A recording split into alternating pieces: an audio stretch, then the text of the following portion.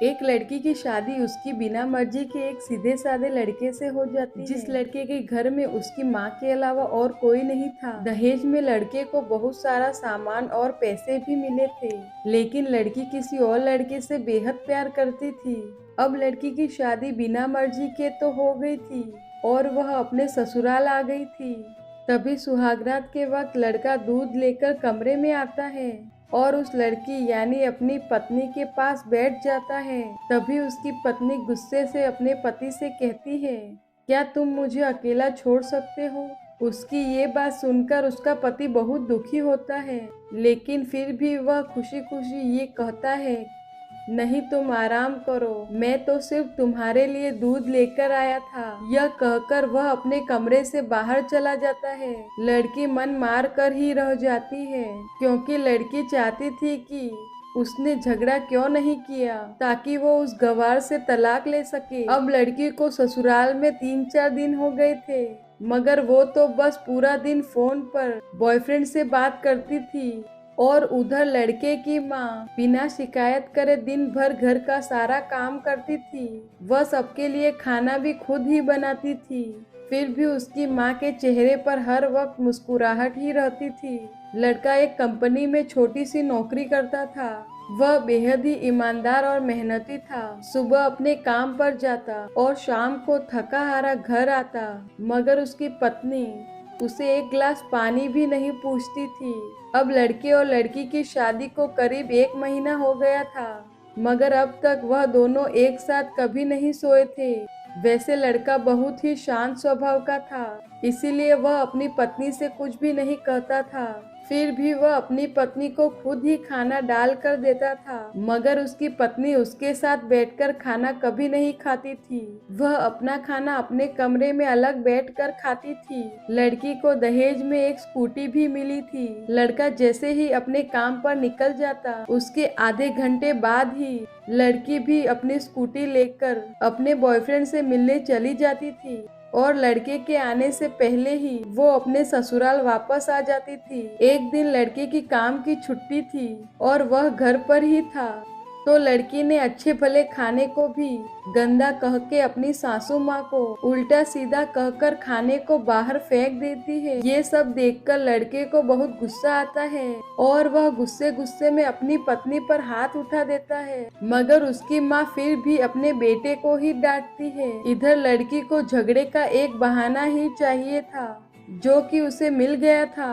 तभी वो बिना बोले अपनी स्कूटी लेकर अपने बॉयफ्रेंड के पास चली जाती है और अपने बॉयफ्रेंड के पास जाकर कहती है कि अब एक पल भी मुझे उस घर में नहीं रहना। आज उस गंवार ने मुझ पर हाथ उठाकर अच्छा नहीं किया। तभी उसका बॉयफ्रेंड कहता है, अरे तुमसे तो मैं कब से कहता हूँ कि तुम भाग चलो मेरे साथ कहीं दूर, मगर तुम हो कि आजकल पे ही लगी रहती हो। तभी लड़की कहती है कि शादी के दिन मैं तुम्हारे पास आई थी तो तुम्ही ने तो वापस घर लौटाया था मुझे। बॉयफ्रेंड ने कहा, खाली हाथ हम दोनों कहाँ तक भागेंगे, तुम ही बोलो। मैंने तुमसे कहा था कि कुछ पैसे और गहने साथ ले लो और तुम हो कि खाली हाथ ही मेरे पास आ गई थी। आखिर दूर एक नई जगह में जिंदगी की शुरुआत करने के लिए पैसे तो चाहिए ना। और हाँ, एक बात और, जब भी मैं तुम्हारे पास आता हूँ और तुम्हें छूना चाहता हूँ तभी तुम्हारे नखरे हो जाते हैं और बस यही कहती रहती हो कि ये प्यार प्रेम शादी के बाद ही होगा। तभी लड़की गुस्सा होकर कहती है, हाँ शादी के बाद ही अच्छा होता है ये सब, और मैं तुम्हारी ही तो हूँ। मैं आज भी एक कुंवारी लड़की हूँ और शादी करके भी आज तक उस गंवार के साथ एक रात भी नहीं सोई मैं, क्योंकि मैंने तुमसे ही प्यार किया है और अब मैं चाहती हूँ कि तुम मुझसे शादी करके मेरी मांग में अपने हाथ से सिंदूर भर दो, फिर मैं पूरी ही तुम्हारी हो जाऊंगी और फिर तुम मुझे अपनी मर्जी से दिन रात प्यार कर सकते हो। तभी उसका बॉयफ्रेंड कहता है, तो ठीक है मैं तुमसे शादी कर लूंगा, मगर तुम कम से कम 5 लाख रुपयों का कल शाम तक इंतजाम कर लेना। मैं तुम्हें एक होटल का पता दे रहा हूँ, तुम उस होटल में रात के 10 बजे तक पहुंच जाना। लड़की कहती है उस गवार के पास कहाँ होगा पैसा, बल्कि मेरे पापा ने उसे दहेज में 3 लाख रुपए और मुझे कुछ सोने के गहने दिए थे। गहने तो मेरे पास हैं, मगर सारे पैसे उस गवार ने अलमारी में लॉक कर रखे हैं। मगर मैं जैसे तैसे अलमारी की चाबी लेकर सारे पैसे निकाल कर तुम्हारे पास हमेशा हमेशा के लिए आ जाऊंगी। यह कहकर वह लड़की अपने ससुराल पहुंचती है। लड़की ससुराल पहुंचकर अपने पति और सास से लड़ाई करती है और वो उन पर खूब चिल्लाती है, मगर अफसोस वो अकेली ही चिल्ला रही थी। उसका पति और उसकी सास बिल्कुल शांत रहते हैं। तभी लड़की अपने कमरे में चली जाती है और अचानक उसके बॉयफ्रेंड का लड़की के फोन पर मैसेज आता है कि कब आ रही हो पैसे लेकर। लड़की मैसेज का जवाब देती है, सब्र करो मैं वक्त पर आ जाऊंगी। तब उसका पति दरवाजा खटखटाता है और अपने पत्नी से कहता है कि खाना खा लो। तभी पत्नी कहती है, मैं खाना तभी खाऊंगी, पहले मुझे अलमारी की चाबी दे दो।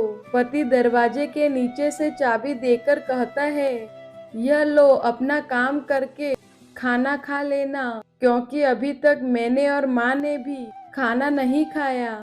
माँ ने कहा है हम आज साथ बैठकर ही खाएंगे। लड़की कहती है, माँ और तुम खाना खा लो, मैं बाहर से ही खाना खाकर आई हूँ। यह सुनकर लड़का चला जाता है। तभी लड़की जल्दी से चाबी को उठाकर अलमारी खोलती है। अलमारी खोलकर वह उसमें क्या देखती है कि उसमें दहेज के पूरे 3 लाख और सारे गहने तो रखे ही थे, बल्कि उसमें एक डायरी भी रखी हुई थी। वो उसे खोलकर पढ़ती है तो उसमें लिखा था, प्रिय पत्नी, मुझे और तुम्हारे पिताजी को पता है कि तुम किसी और लड़के से बेहद प्यार करती हो, मगर तुम्हारे पिताजी ने पता लगाया है कि जिससे तुम प्यार करती हो उसकी पहले भी एक बार शादी हो चुकी है और वह लड़का बहुत सी लड़कियों को धोखा भी दे चुका है। पर आपके पिताजी आपको उस लड़के के बारे में कुछ भी ना बता सके, क्योंकि उन्हें पता था कि ये जो इश्क का नशा है वह हमेशा अपनों को गैर और गैरों को अपना बना देता है। इसीलिए तुम्हारे पिताजी ने मेरे आगे हाथ जोड़ के ये कहा कि मेरी बेटी का हमेशा ख्याल रखना। एक बाप के मुंह से एक बेटी की कहानी सुनकर मेरी भी आंखों में आंसू आ गए और मुझे यकीन हो गया था कि एक अच्छा पति होने का सम्मान मुझे मिले या ना मिले, मगर एक दामाद होने की इज्जत मैं हमेशा पा सकता हूँ। और मुझे दहेज में मिले सारे पैसे और सोने के गहने मैंने तुम्हारी अलमारी में रख दिए हैं, क्योंकि दहेज के नाम से मुझे नफरत हो चुकी थी। इस दहेज के ही कारण मैंने अपनी बहन और पिता को खोया था और मेरे पिता के अंतिम शब्द भी यही थे कि किसी बेटी के बाप से कभी 1 रुपया भी दहेज ना लेना। और उस डायरी में यह भी लिखा था कि तुम मुझसे आजाद हो और तुम कहीं भी जा सकती हो।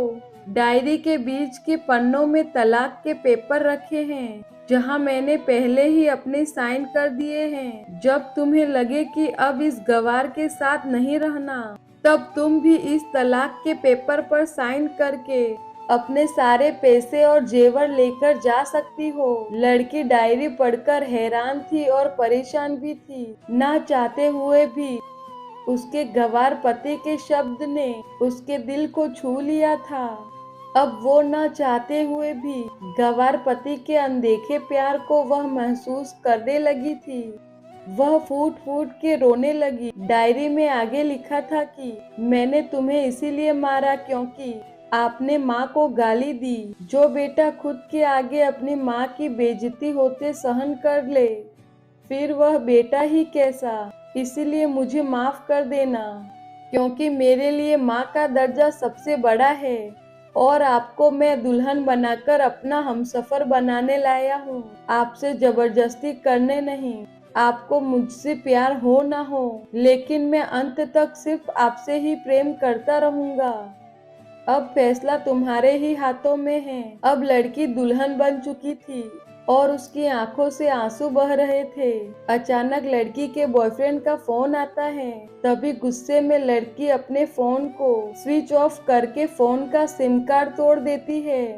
अब उसे समझ आ गया था कि जिससे वह बेहद प्यार करती थी उसे तो सिर्फ पैसों से ही प्यार था, और सच्चा प्यार करने वाला तो मेरा पति ही था, जिसने सिर्फ मेरे पापा की इज्जत रखने के लिए ही उसने शादी कर ली और उसे मेरा एक बॉयफ्रेंड है पता होने के बाद भी मुझसे इतना प्यार किया। मैं अपने पति का प्यार नहीं समझ पाई और कमरे से बाहर निकलकर अपने पति और सासू माँ से माफी मांगती है और अपने पति को गले से लगा लिया।